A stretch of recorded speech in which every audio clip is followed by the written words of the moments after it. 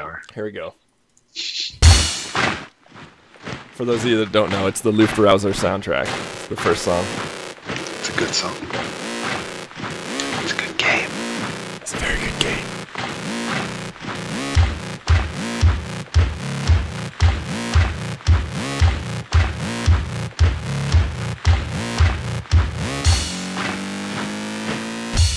Hello, everyone, and welcome to the Super Sunday Morning Friends Show. My name is Locke Vincent. Hey.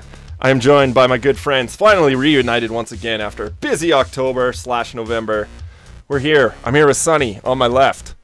Good morning. And Jam on my right. Good morning. And we're going to be talking about games this November 23rd. We've got a bunch of stuff to talk about. But first, of course, as always, guys, how you doing? Me. Sunny's coming off a long dog walk. Jam skipped his yoga for the show. I did. I am not beating children in Smash Brothers to come record, so... You're just beating children. I'm just beating children. No, I'm foregoing my prenatal class, so... Wow, yeah. that's actually more important than my yoga class. Yeah, I took some... Well, we took some together. Yeah. I don't know. So it's not a solo class. It is not. It is a team class. It is a joint effort.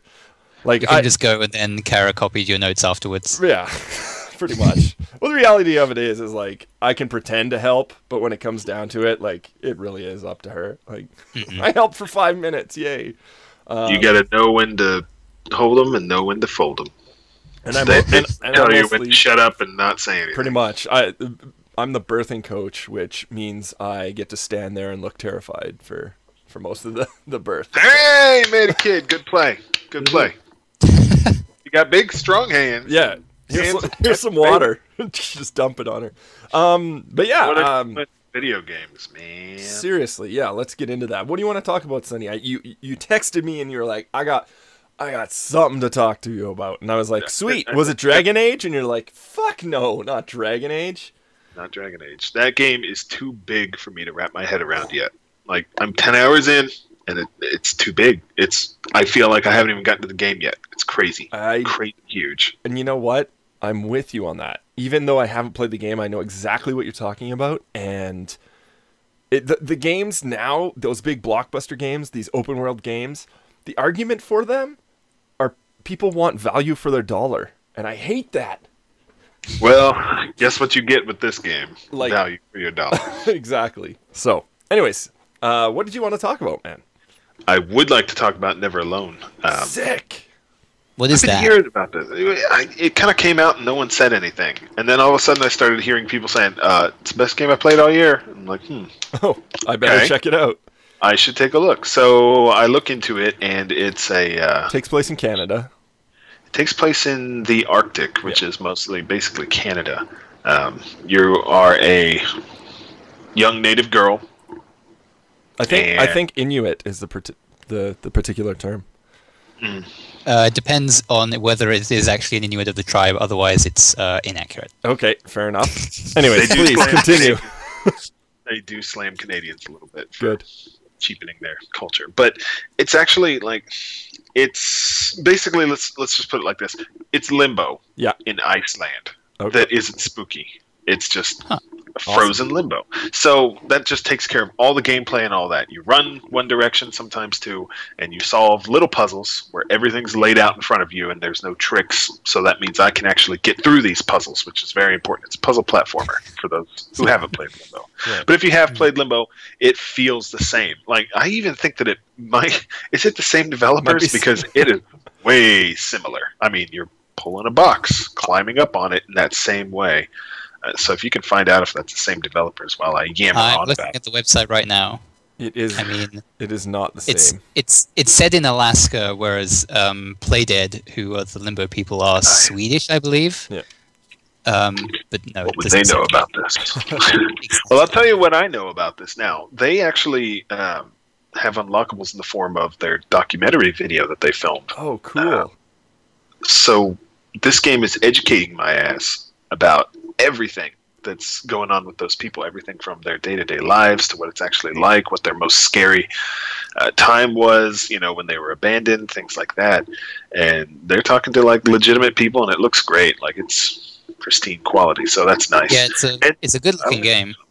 Yeah, I love watching these videos about these people, and each subject kind of comes about after you've seen something in the game, so then you can, you know, draw parallels to that. Like, you have a polar bear chase you, but then people, you know, after you get away from the polar bear, you unlock a video saying, here's how we deal with bears. Like, here's what we actually do.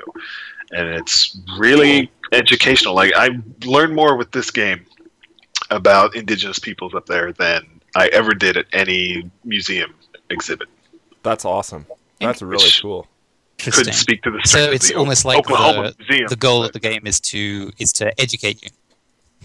It really feels like ultimately that is the goal. This is what I really feel like this new kind of media really is, where people say, oh, well, it's not a game. Well, it is a game, but it's a tool that teaches you, and it keeps the lessons, and they stick with you afterwards. I'm not done with it. I'm getting close. Nice. But I haven't been stuck on anything, but it hasn't been really easy. It's just been an experience, and it's on my short list for Game of the Year. Easy. It's interesting.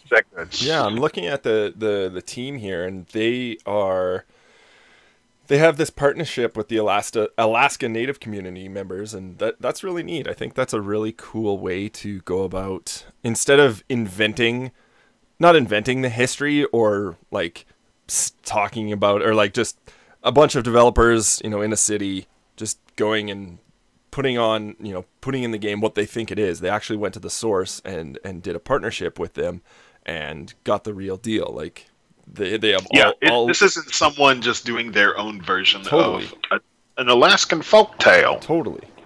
It's not like that. This is their real history and a story that they tell. You know, I've learned about the little people that are up there that everyone seems to have seen. And they're these little dudes that have a lot of strength, and they choose whether or not to expose themselves to you or not. About their oral history and how that works, about Scrimshaw and how that works, all sorts of things. Like, I've learned a bunch, and I'm not even done with it yet. And I think it's important for everyone to play it, just because you'll learn something that is worth learning about. And it's very good. And really, the art style is just unreal. Like, it. Yeah, I'm watching this video, and it's going back and forth between like sort of that ink based one, where it's very it's a 2D drawing, versus like this beautiful 3D pseudo 3D platformer. So I am. It's not very long either. It's maybe 3, maybe 4 hours. Perfect length. So it's very, very quick, and you feel good playing it. Like, it's good. It's very awesome. Cool, man. Well, thank you for. So I highly recommend this game. This is absolutely everybody. It's fantastic and one of the best I've played this year. That's cool. I'll definitely check that out. Do you want to hop to another interesting, short but cute game called Chariot Jam? Sure, yeah. So, kind of at the other end of the scale, Chariot tries to teach you nothing about anything, but it is amazingly fun. So, it also a 2D platformer game with a really nice art style, but unlike Never Alone, it's more cartoony and vivacious and very colorful and just very, very whimsical. Like, there are some really nice characters in this, and the presentation is actually really, really good in terms of the things like the voice acting and all that stuff. But the interesting thing about Chariot, and the thing that made me want to play it, is that it has really strong couch co-op. So the idea of the game is that you are the princess of a kingdom, and your father has just died. And the goal of the game is or at the start of the game, you take his coffin, which is mounted on wheels, and so is the chariot, because of course, I mean, it makes it easier, to the place where you're going to bury him, or you're going to inter him. And when you get there, he says, what the hell is this? Like, this isn't where I want to be buried. He appears as a ghost and basically complains about where you are trying to bury him. And so the goal of the game is to explore the royal catacombs, of the tombs, and find the correct sepulcher for him. And so basically what that means is that you have this 2D platformer, which in itself is fairly traditional, except that you have this big object with two wheels that you can drag around with you. And so you can you have a rope which you can attach to it at either end, and you can pull on the rope, you can let out rope, and you can basically sort of plant your feet in place. And the co-op really comes into its own when you're doing that, because most of the time you're sort of just pulling it around and you're just bringing it up ledges and that kind of thing.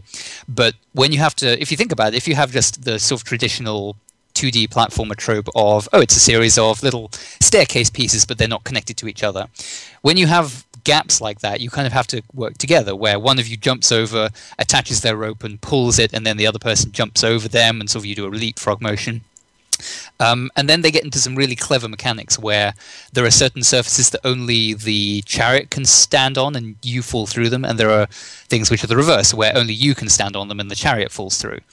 And so it's an amazingly fun, unique game. There's nothing that I've ever played like it before. And the fact that it's very, very physics heavy, because like it is like all the physics is rendered in the way you would expect. Like the chariot swings, and then you can swing. It's got some weight to it. Exactly. The only sort of conceit they make to non-realism is that if the chariot sort of if like you push the chariot directly into a wall, it gets a bit of upwards motion to sort of help it get over small bumps. Right. So it doesn't get stuck on everything. It's very, very mobile. But because of that physics, and because of just how, in some ways, anarchic it is, because it's so reliant on those physics, it is one of the most fun things to play with someone else. So I've been playing it with Marina, and just a number of times where we'll sort of be happily, leapfrogging along, going from one platform to another, and then one of us misses the jump, and the other one's like, "Oh shit!" and grabs hold of them with the rope, and then we're sort of left sort of precariously dangling, with one of us sort of desperately trying to pull the chariot up, whilst the other person is at the very other end of the rope, sort of in a gaping chasm somewhere else. So yeah, I highly recommend it. It's fairly cheap. It's like $15 on digital downloads. Yeah, exactly. And it's just really, really fun, and it's very much unlike any other platform game I've ever played before. It looks beautiful. I love the little animations, the little touches where their faces are grunting as they're like reefing on the rope for the chariot to pull it along. So yeah, exactly. That's awesome. I'm actually trying to convince my wife to play a game with me, and this might be the one. It might be the one. Or you will laugh so much just because there are so many instances where you'll accidentally screw each other over and then just barely pull it back from the brink. I have a feeling that she'll be actually interested in watching Never Alone, which would be kind of, because she studies all of that stuff. So. I would like to say Never Alone also is cooperative. Oh, cool. Does someone play as nice. The fox? Yes, that is correct. Awesome. Arctic fox. Cool. I picked up Smash Brothers for the Wii U, guys. Yeah, that's kind of a fun game. I play on 3DS, not on the Wii U, though. Yeah, I'm going to assume it's the same game. I didn't play the 3DS version. Should be exactly the same, except yours looks a lot better and is easy to control.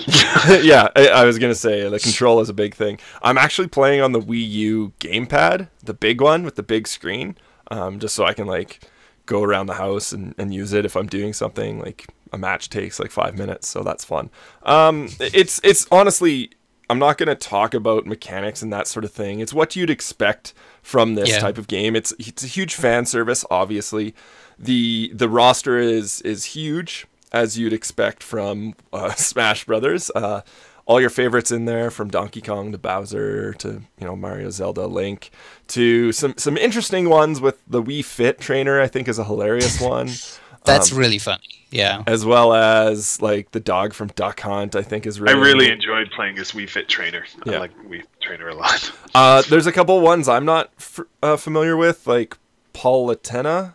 I don't know who that is. She's from Kid Icarus. Okay. And Shulk, is that from Xenoblade Chronicles? That is correct. Yeah. Okay. Cool. Those are the ones I was questionable on, but yeah. I mean, the game it's got a ton of content and.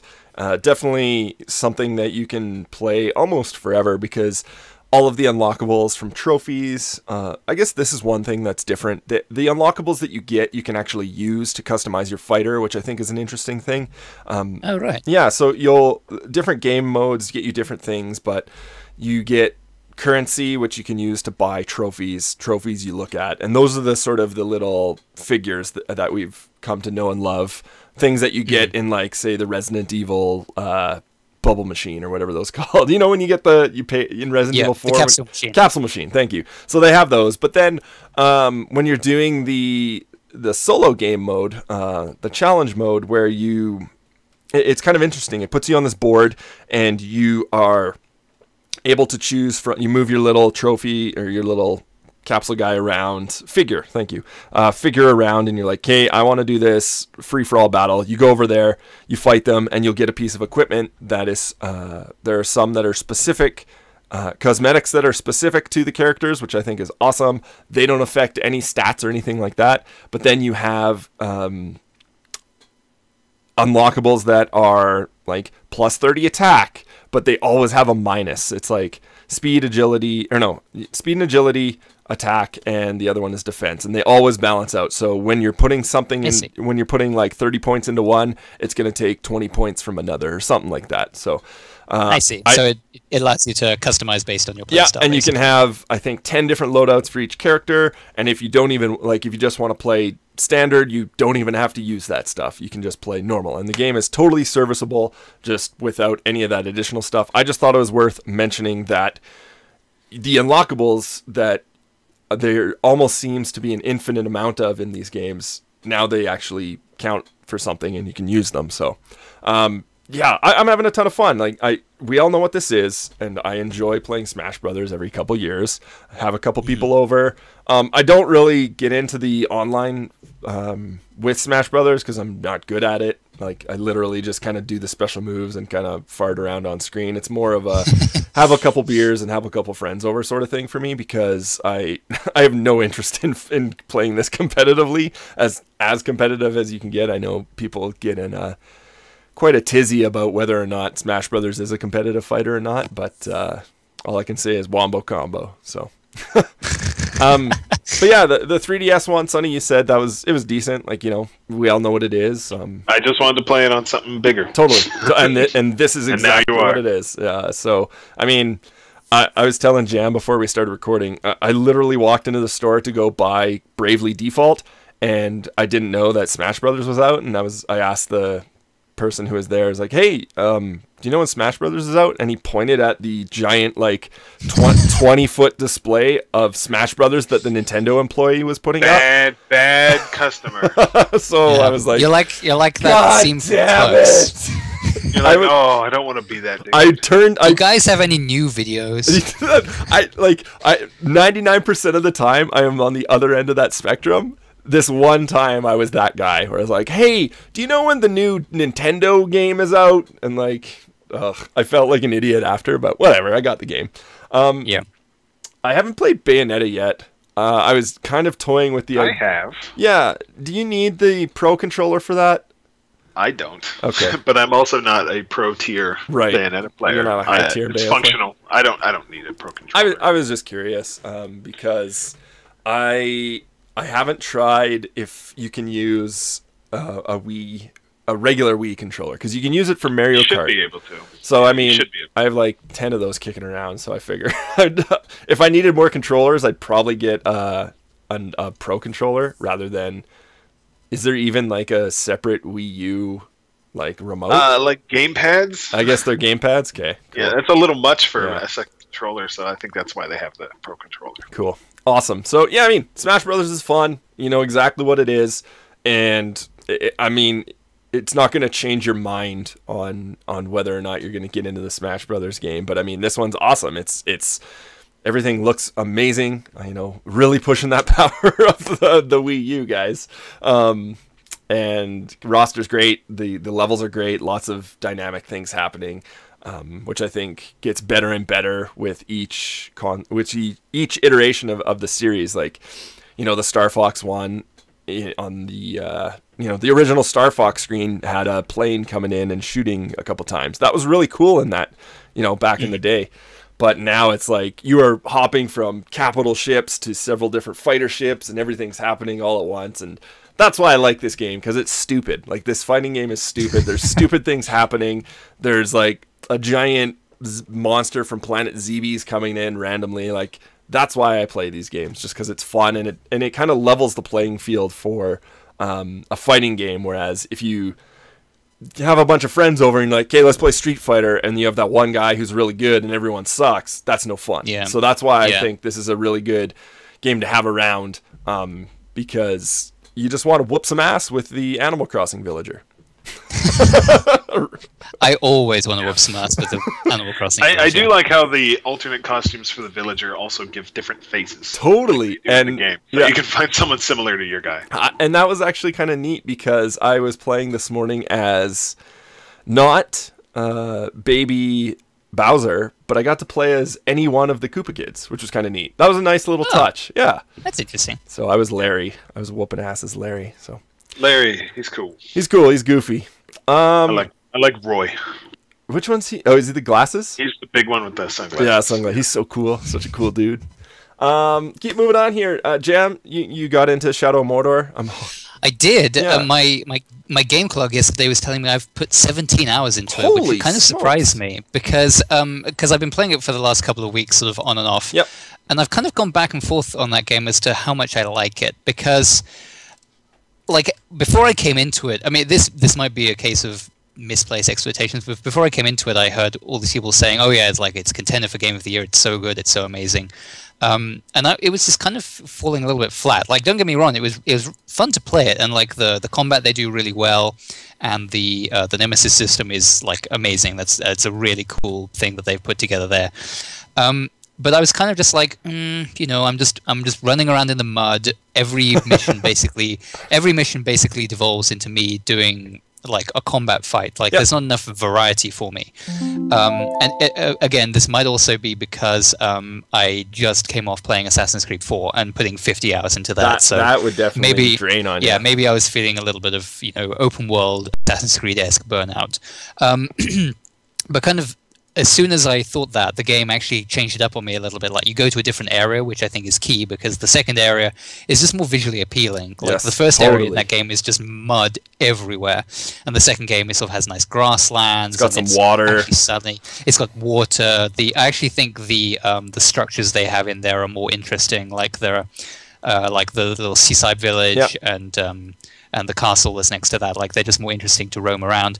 And then it just kept on piling on new mechanics. So I just wanted to say I just got the ability to make people my allies, but that was probably like 5 hours ago in terms of game time. Right. And in that, that completely changes the dynamic of the game. It means that you can do a whole bunch of different things in terms of turning the orcs against each other. And I've just been ramping up my skills in terms of, now I can do the thing where I can aim my bow at someone and then zoom to them and immediately kill them, and then keep chaining that kill to other people. And it's just, that called Shadow Kill or something? Yes, it's like Wraith. It's the one which is non-lethal is Wraith Strike, which is very useful for just traversing the map very quickly. I've used that a couple of times. Totally. But then there's like Wraith Kill, which is the same thing. It's just you instantly kill that person as long as they're vulnerable to ranged attacks. But yeah, like it's I've kind of turned the corner on it. I've definitely started enjoying it more. I still think the story is a bit of a muchness. Like, there's a lot of very deep Middle Earth lore stuff in there, which I do like, especially the sort of allusions to wizards that you've actually never encountered in the movies, like the two wizards who no one ever talks to. Like, they don't feature in the game, but there's a lot of stuff referring to them,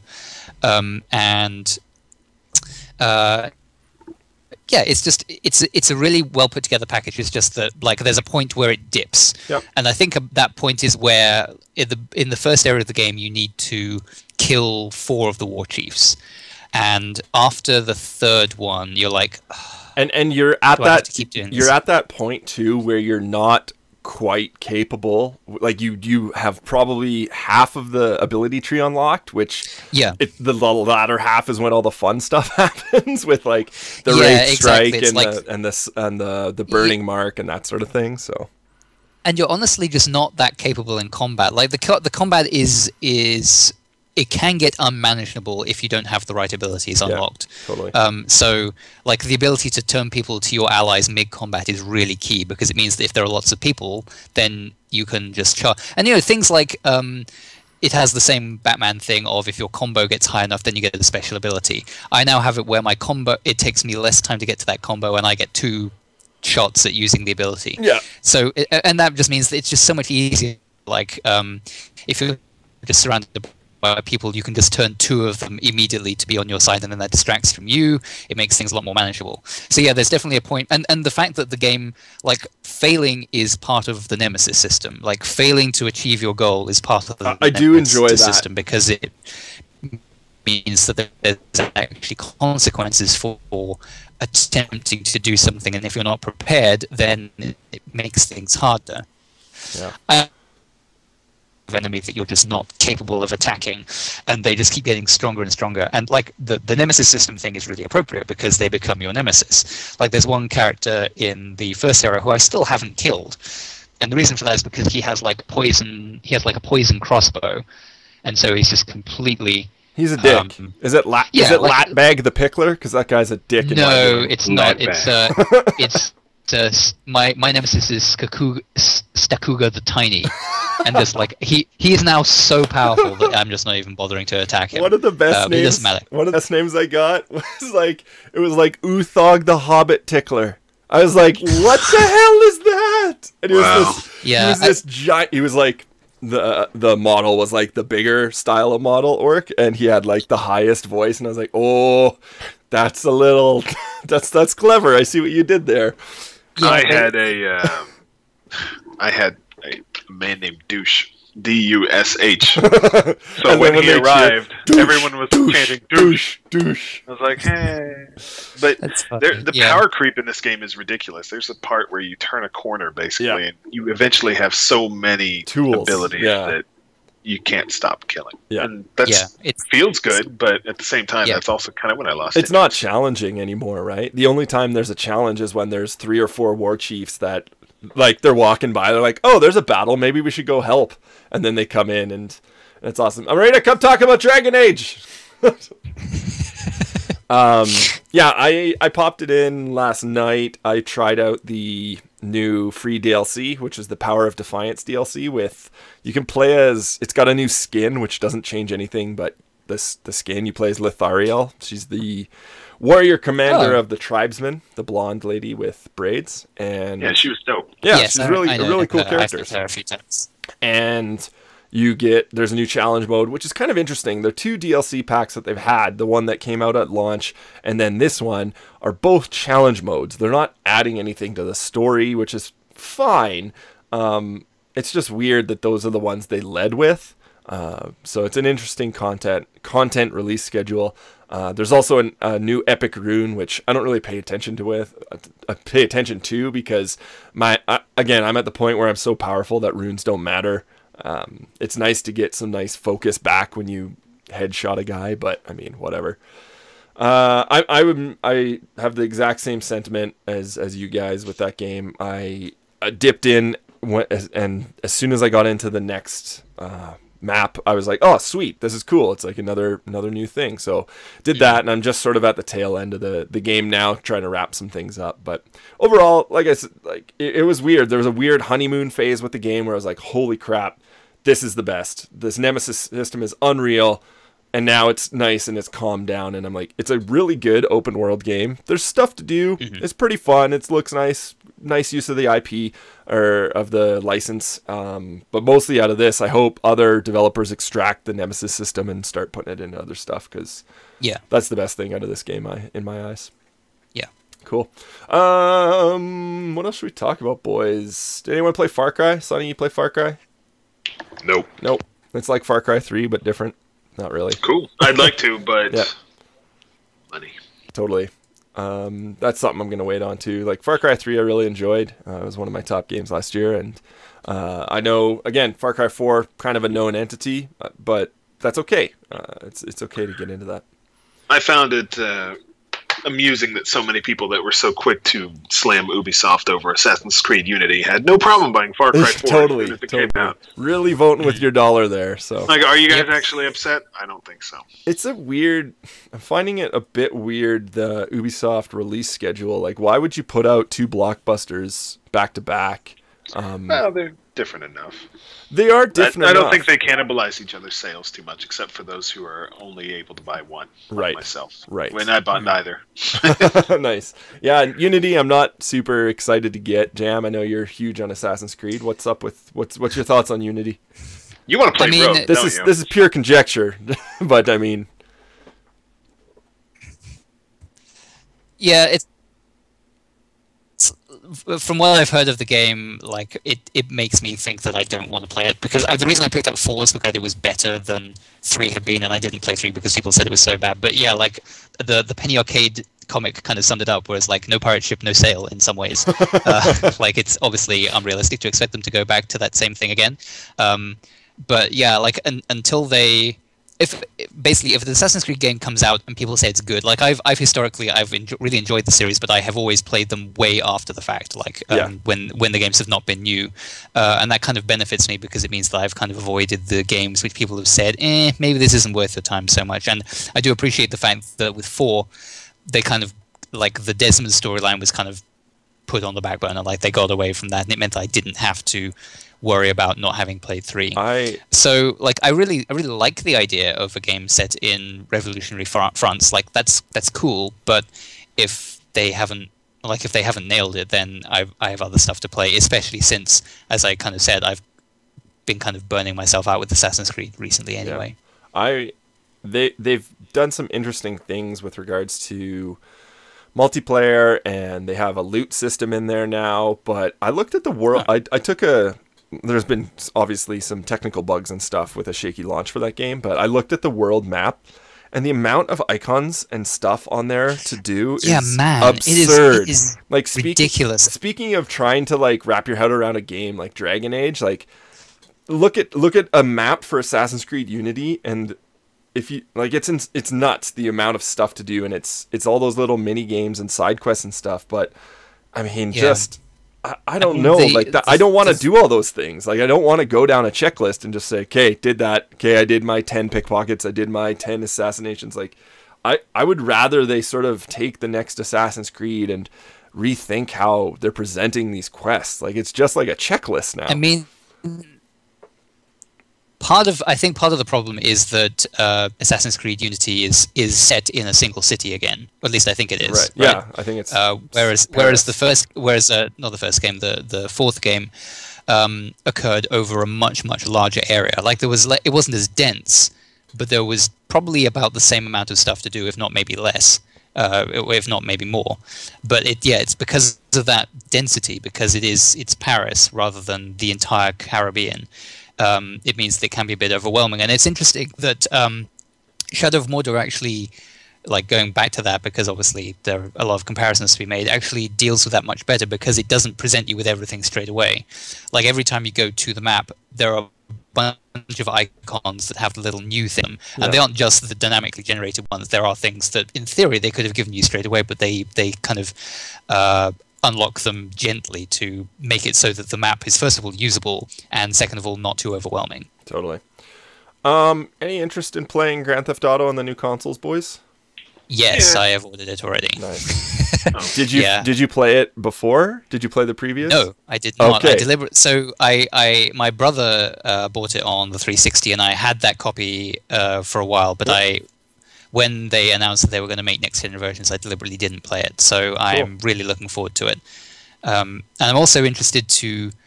So I don't know if we can actually answer this question, but it's an interesting thought experiment of, do we think that because this game is coming out so close to Far Cry 4, and because this game has a first-person mode now, do you think the GTA is going to start eating some of that lunch for Far Cry 4, or do you think they're different enough?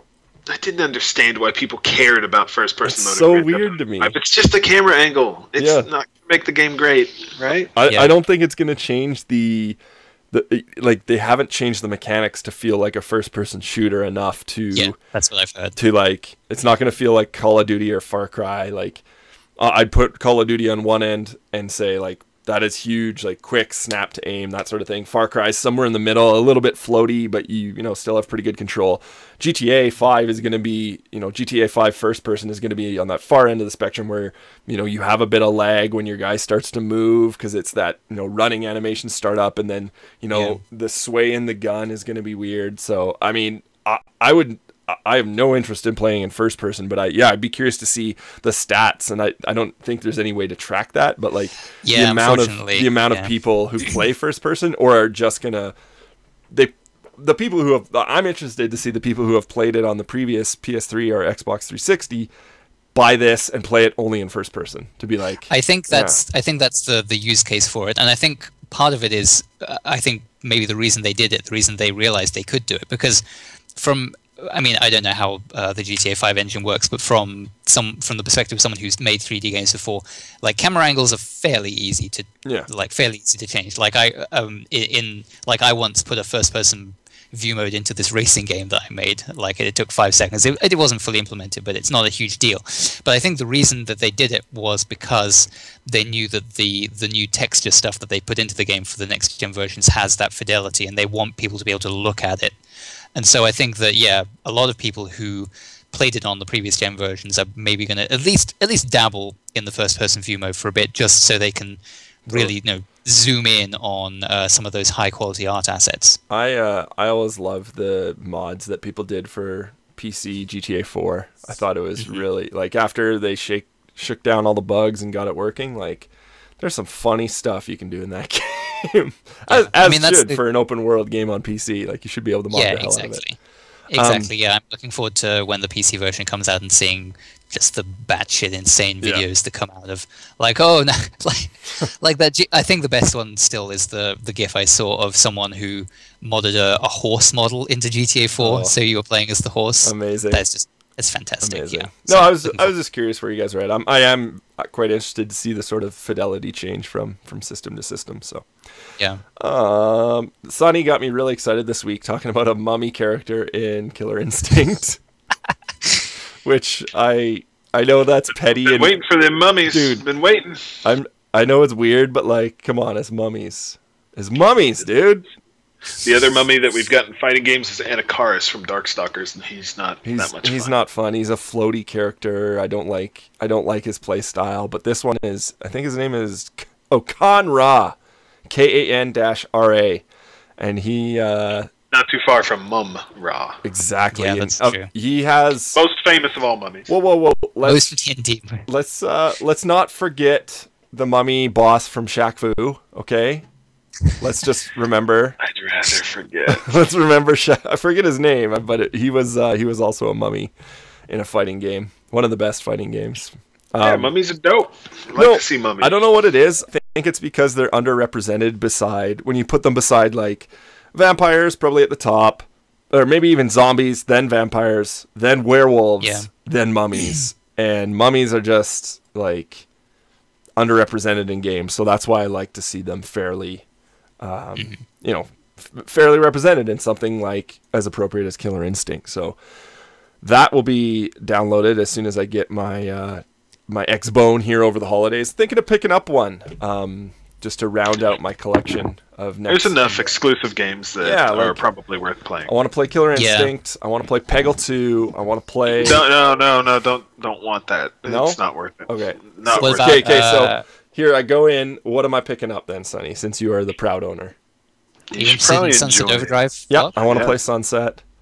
That's something that you should play. I think that game's right up your alley. I did the video review and I was salivating. So yeah, it's really good. I also enjoy Killer Instinct a lot more than I expected to. Killer Instinct always was kind of a dud as far as fun is concerned. It was all Flash back in the day, but this one's it's pretty good. I really enjoy it quite a bit.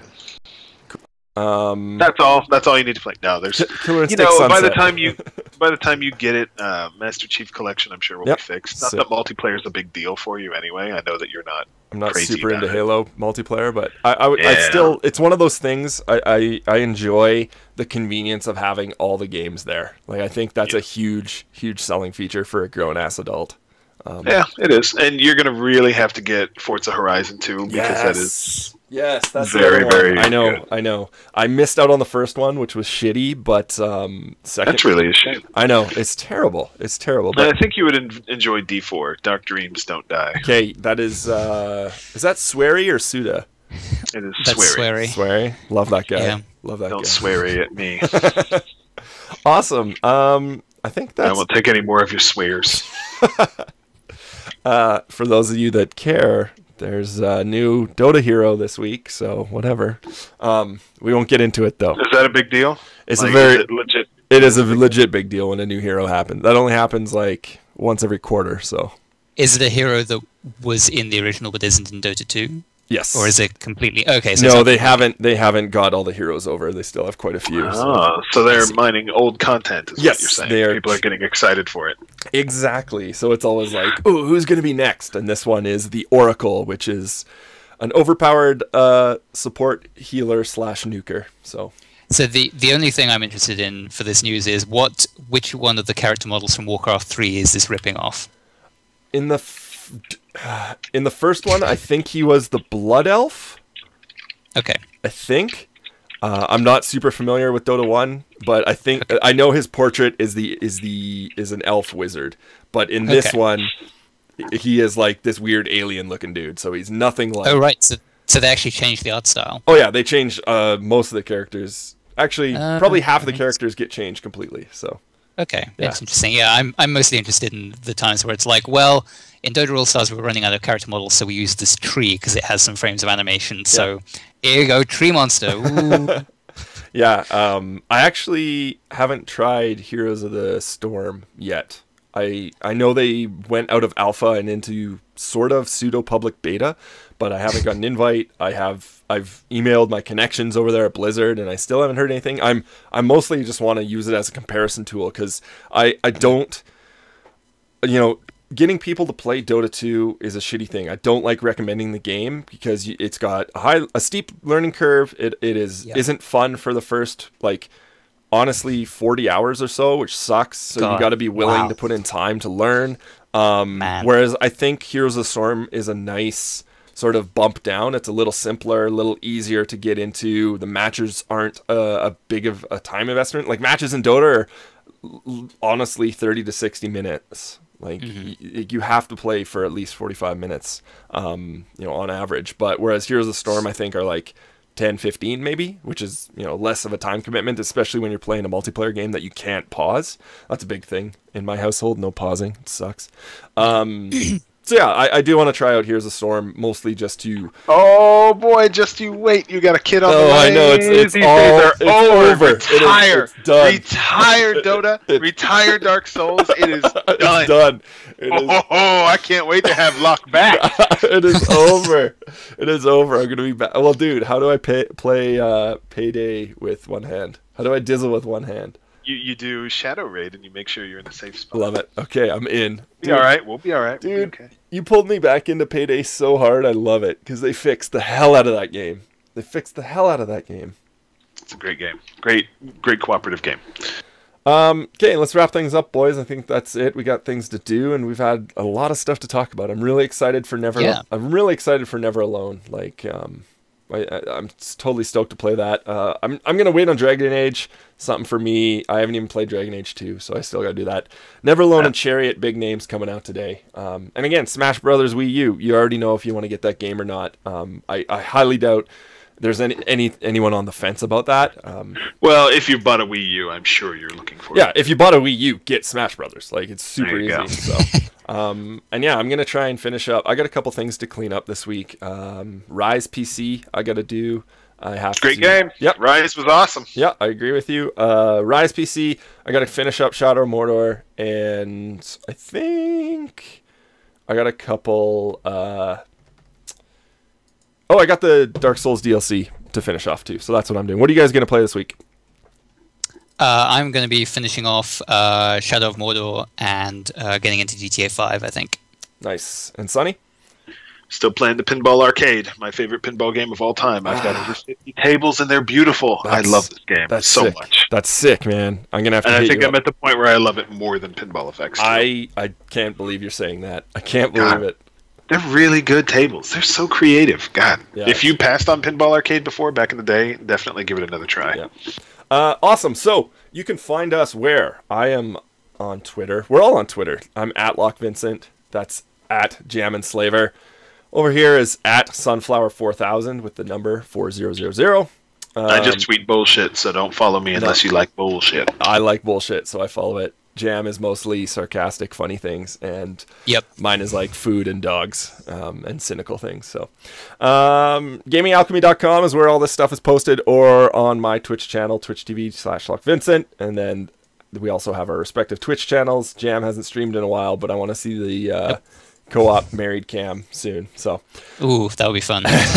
Anyways, my name's Locke, closing out the show here on November 23rd for the Super Sunday Morning Friends show. On behalf of my co-hosts, thank you so much for watching, and we'll hopefully catch you again next week. Bye. Toodles. Peace. Bye-bye. All right, Luftrausers, play us out. Here we go. Look at me. Look at me. Look at me. I'm the captain now. I'm the captain now. No, you guys haven't seen the edits, though, have you? No, not at all. That one makes me cry. That one makes me cry. Do you need to send the audio over? Oh, sure. Yeah. Oh, yeah, I need to press stop. I'll do my...